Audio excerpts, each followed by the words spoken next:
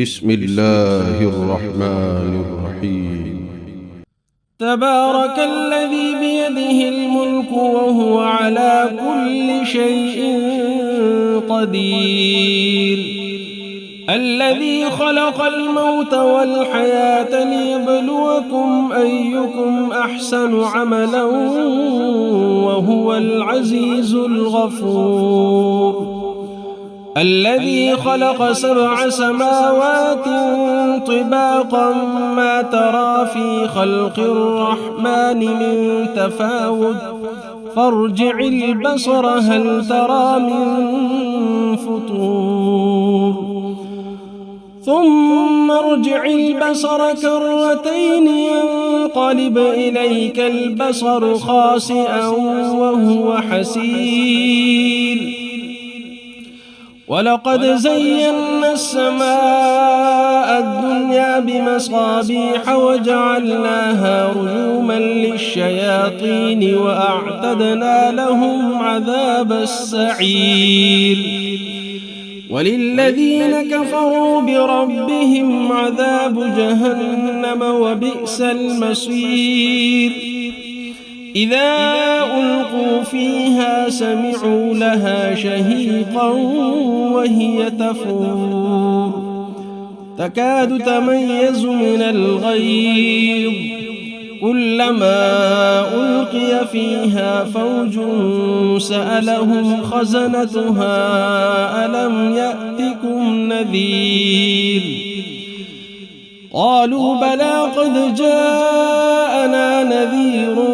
فكذبنا وقلنا ما نزل الله من شيء إن أنتم إلا في ضلال كبير،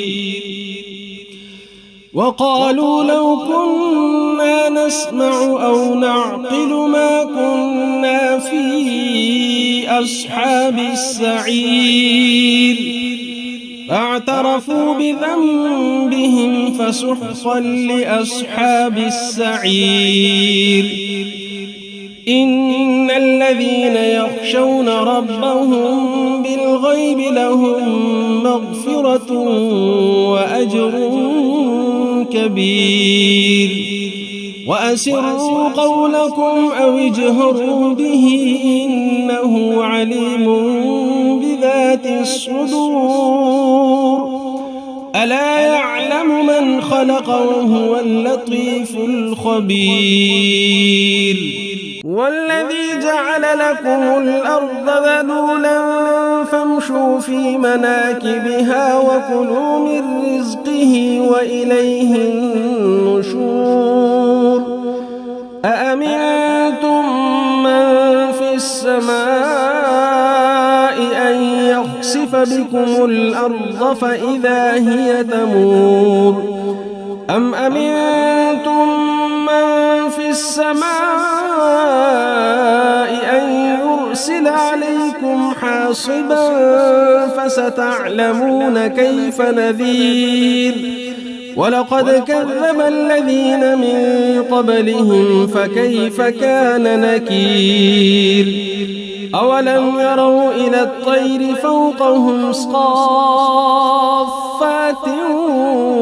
ويقبضن ما يمسكهن إلا الرحمن إنه بكل شيء بصير، أمن هذا الذي هو جند لكم ينصركم من دون الرحمن إن الكافرون إلا في غرور، أمن هذا الذي يرزقكم إن أمسك رزقه بل لجوا في عتب ونفور، أفمن يمشي مكبا على وجهه أهدى أمن يمشي سويا على صراط مستقيم، قل هو الذي أنشأكم وجعل لكم السمع والأبصار والأفئدة قليلا ما تشكرون، قل هو الذي ذرأكم في الأرض وإليه تحشرون ويقولون متى هذا الوعد إن كنتم صادقين قل إنما العلم عند الله وإنما أنا نذير مبين فلما رأوه زلفة سيئت